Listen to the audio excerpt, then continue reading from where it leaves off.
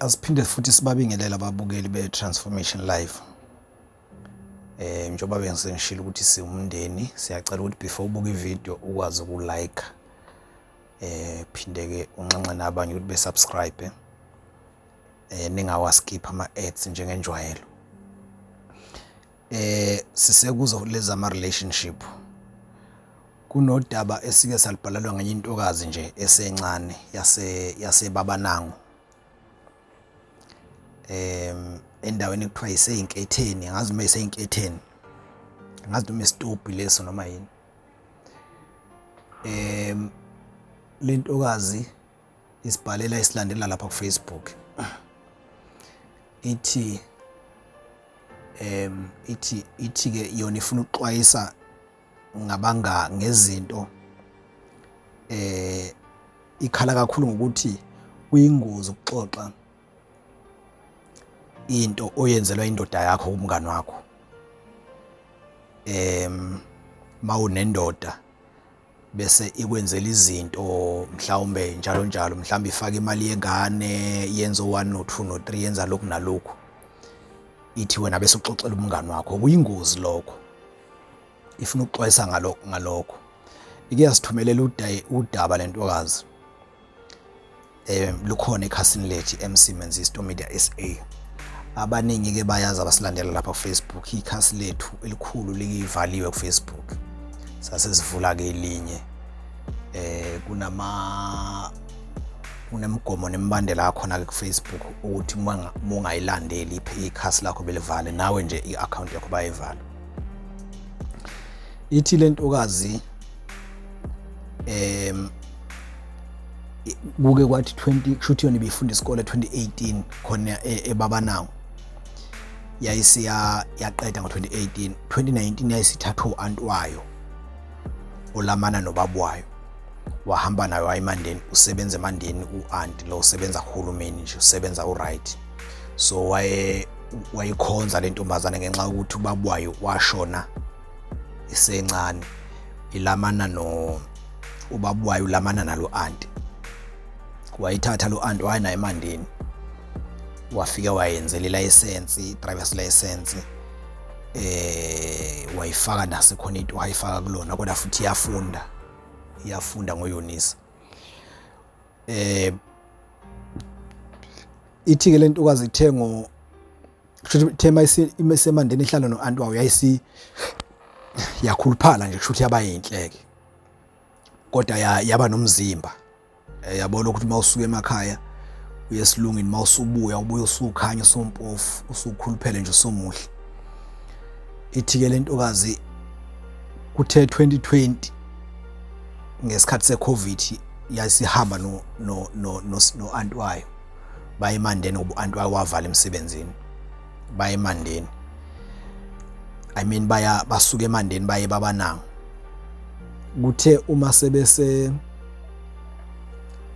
Kuthe uma sebese isisekhaya wayesehamba uAnti wayo wavula emsebenzini, yona yathi ukusala. Ithi ke ngelinye ilanga ihamba nomngani wayo wamakhelwane nje, noma ibongo engafani, kodwa lapha nje endaweni ngakubo. Ihamba yesitolo beyothenga amagunya kusekuseni, lokhu kuhamba kwezingane ziyothenga amagunya ekuseni nje ngabo 89. Ithi masithi ithi le ntokazi mayifika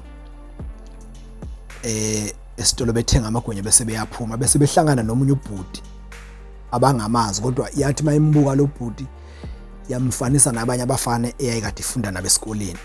Shuthi yambona ukuthi yazi lo bhuti wakubo sibanibani lo. Hayi wabamisa lo bhuti, bawuthuka yiyo le ntombazane ihamba nomngani wayo.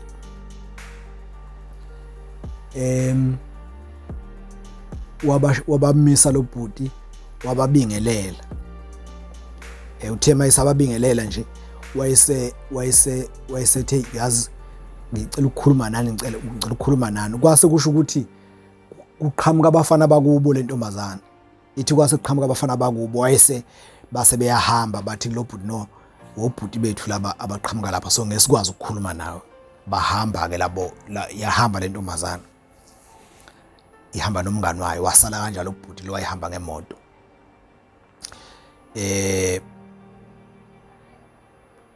Kuthe mayise after lapho yayisigibela ke le ntombazane siyela yayisigibela isiya eMandeni sibuyele etohweni layo.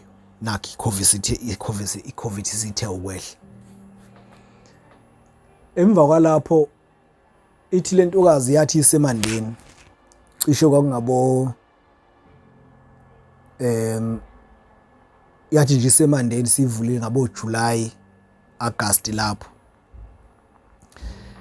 Ithi yezwa sengena kushuthi yafonelwa umuntu engamazi, yalibamba ucingo.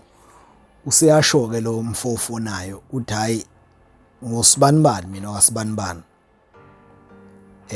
ungundawonde lapha babanangu kanje ngakubona ngakubona lapha ngakini uhamba nomngani wakho, ngathi ngikhuluma nani nakhomba ukuthi ni kwaqhamuka obhuti beni, so ngase ngiyanidedela nahamba.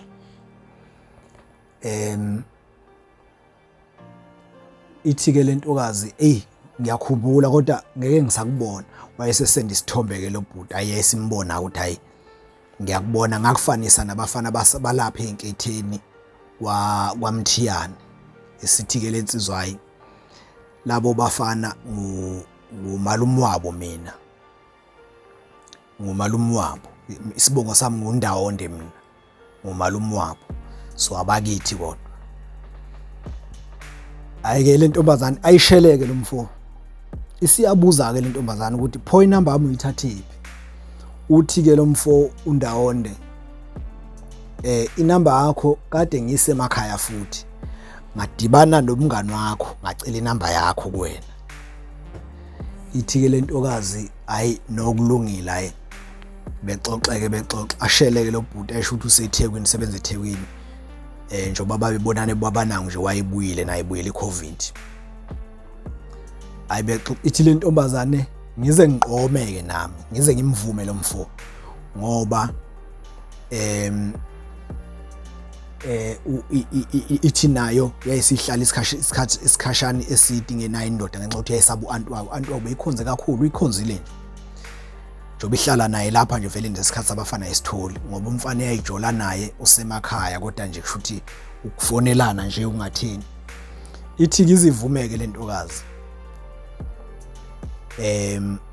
izivume le ntokazi kulomjida wakwaNdawonde bese kuthi ngelinye ilanga kuyisonto cishe mhlambe emva kwenyanga bevumelene, ebese lo mfo ucela ukuze ezoyibona kuyisonto Sunday, ucela ukusuka eThekwini ezeMandeni ezoyibona le ntokazi.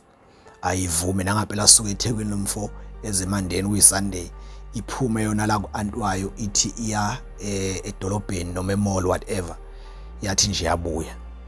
Uthi lo mfo yathi mabefika edolobheni bangena emotweni base befuna indawo ayibabhuka.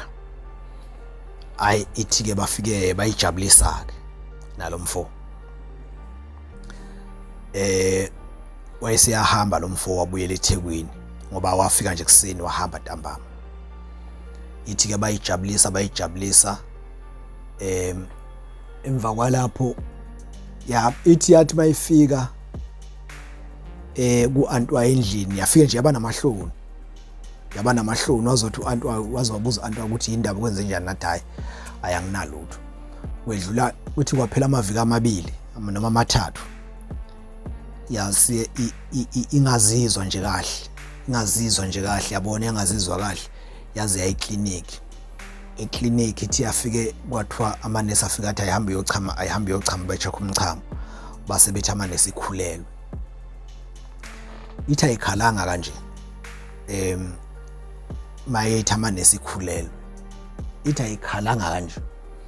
Angazi ukuthi inesu yenza ukuthi umuntu wesifazana akhale mase kuthiwa ukhulelwe, ngoba vele phela the only thing ezokwenzeka mwenza ucathi ungavikelekile uzomitha vele. Isikhathi esiningi nje uyamitha, angazi nenza ukuthi bekhala noma mhlambe kuya ngokuthi ubuka kanani. Ithi ke yakhala le ntokazi. Emva kwalapho yasibuya ke ekhaya endlini lapha eMandeni kuAnti wayo. ibuye eclinic. Yagcina ke indlela ekhala ngayo wagcina wayibona uAunt wayibuza ukuthi indaba yasho ukuthi manje inenkinga ikhulelwe. uAunt wayo ngenxa ukuthi uyayithanda walokhuza wangayithethisa. Wabuza ukuthi umfana wapi, yachaza ukuthi awuseThekwini nani wabaxhumanisa waphila nje lo mfana. So kwagcina futhi waphila nje wangaphika futhi. Kwase kuba ukuthi uAunt uyabika nasekhaya ukuthi hey ingane njalo isikhulelwe kanje. Kwaze kwafika isikhathi sokuthi ingane iyateta ngoba le ntombazane ibisisuka la eMandeni iyovakashela lensizwa kaNdawonde eThekwini. Kwaze kwafika isikhathi la khona sokuthi ingane iyateta yayisihamba kuyohlala ekhaya le ntokazi. Yaliyeka itoho nelicense yayisiqedile yaliyeka itoho yohlala ekhaya. So umihleze ekhaya isithola isikhathi sokuxoxa nalomngani lo lensizwa kaNdawonde yababona behamba ndawonye. So baxoxa nje zonke izinto. Ekupheleni kwenyanga makuphela inyanga lo mfo kaNdawonde uyayifaka imali ufakela le ntombazane ufaka imali yengane. Bese kuthi noAunt lo seMandeni naye uyayifaka imali ufakela le ntombazane ufaka imali yengane noAunt lwaseMandeni. Shuthi labo Aunt abathanda ingane njengoba ngeke ngachaza ukuthi lengane ithi uAunt wayo wayithanda nje wayenze yakhe ngenxa ukuthi ubaba wayo yashonisa encane. So njalo ngenyanga lengane lentokazi ithola imali eyinikezwa ubaba wengane uNdawonde, ithola imali eyinikezwa uAunt futhi uAunt beyinika nje imali isho njalo. Lokho umngani lo uyakubona umngani. Lo mngani okuyiyena owanikeza leli soka inamba kalosisi. Leli soke lambona lo sisi lo esitolo kwaThabede khona isitolo kuthiwa kwaThabede lapha eBabanama ngaseyinketheni. Ithi lo mngani le ntombazane iyaxoxa nomngani. Iyasho ukuthi yazi uAunt ungifakile imali. Uyabona nje nomngani futhi uyayiboleke nemali njalo uyabona nje umngani. Ithi ke le ntokazi ukuthenga elinye ilanga nje leli soka laseMandeni. Leli soka la kwaNdawonde eliseThekwini laselithi yazi kulokhu ngicela ungayifaki imali yengane khona into engifuna ukuyenza ngemali ngoba vele uAunt wakho uyanginika imali. Kusho le ntombazana. Ithi ngase ngixakeka ukuthi hawu ubaba sibani wazi kanjani uAunt uyanginika imali. Ithi kodwa yangakhombisa yabo ngoba mhlambe yayitshena ukuthi nayo yiyo eyatshena ulomfo.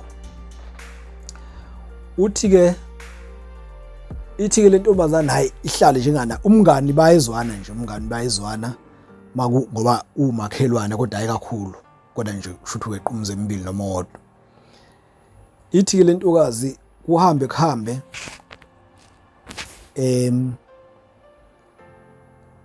nesoka layo yabona bezwana nje nesoka la ikisuke futhi iye eThekwini esokeni la. Bese kuthi ngelinye ilanga le ntokazi igibele iye obesibuyele eMandeni nengane. Uma isisemandeni ebese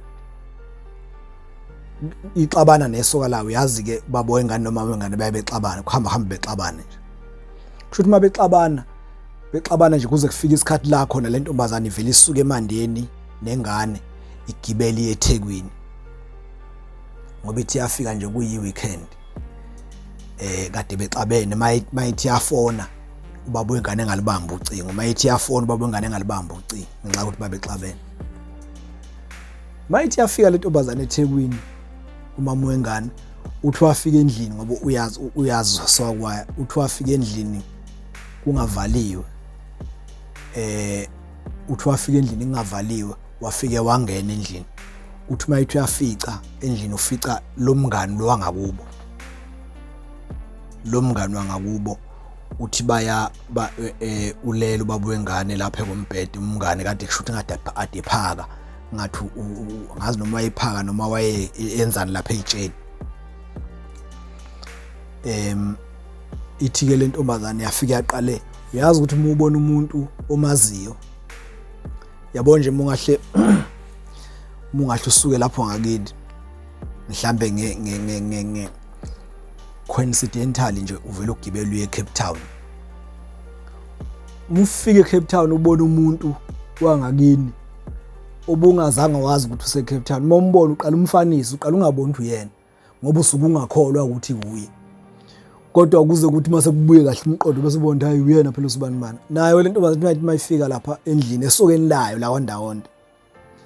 Yathi mayifika endlini ifica umngani wayo. Hawu. Wanyobozela umngani uthi ngenxa iphansi ke ithi ayikwazi nakuthetha wona. Uthi wathi baba kaSibanibani yini kwenze njani ufunani lo? Wathi baba kaSibanibani hayi akusiye lento oyicabangayo. Akusiye lento oyicabangayo. Ha, ayithi intombazane yacishe yaquleka. Yacishe yaquleka. Kanti lo mngani kanti lensizwa kaNdawonde njoba from 2020 ngoba yona ngicanti into yango 2022 le ingane isithe ukukhula sikwazi ukuhamba nayo. From 2020 ngesikhathi leli soka lithatha inamba ngesikhathi lithatha inamba yale ntombazane kumngani, isoka layithatha zombili inamba labashela bobabili, lithandana nalona nje lithandana nomngani ngapha umngani akasho. So ke njoba leli soka selingasayifaki imali ngenye inyanga, umngani uxoxela isoka ukuthi hayi uSibanibani njalo uanti wakho uyamfakela imali kakhulu nje, uyamfakela laze lashona ukuthi umfakela malini. So ke yasishare nathi ke lentokazi lesi lolu daba. Ithi uyabona nje yona nje isathandana kodwa nensizwa leya kaNdawonde ngoba baxoxa lokho kwedlule. Ngoba ithi yabona isinengane vele naye ayikho into eyayisazoyibalekela. Ithi ke umngani njengamanje ayisamxoxeli yona umngani ukuthi isoka lenzani, isoka liyayifaka imali ngoba umngani bakhona ke zikhona ke nezinye indaba enjalo sike sayithola la khona uthola ukuthi umuntu wesifazane akafuni uma isoka likamngani lenza kahle. Angazi ukuthi kwenziwa yini lokho ngoba phela kulona isoka lakhe. Futhi yena lo mngani akalutho nesoka, angazi ukuthi kwenziwa yini. Kuyenzeka futhi ngiyambona lo kade sikhuluma ngaye ngoba wayejola naleli soka. Kodwa ke engifuna ukuphawula ilento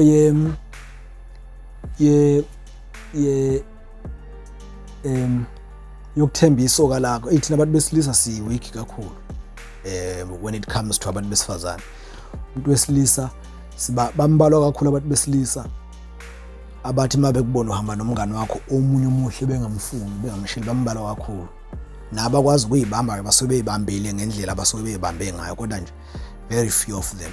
So please lentokazi yalapha einketheni ngasesitolo kwaThabede eBabanango, istory sayo ishare ukuthi umuntu wesifazana akagada umngani. Kwesinye isikhathi uthando luke luthi lihamba kahle bese loniwe umngani. Thank you.